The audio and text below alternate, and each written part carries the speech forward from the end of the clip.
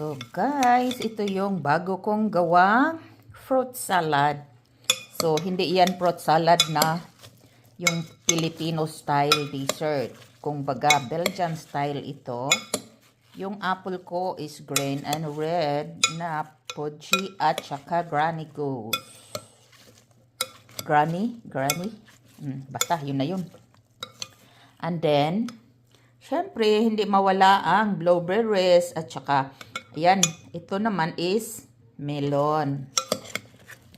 Nilagyan ko siya ng orange juice na yung fresh para yung apple hindi siya mag-brown.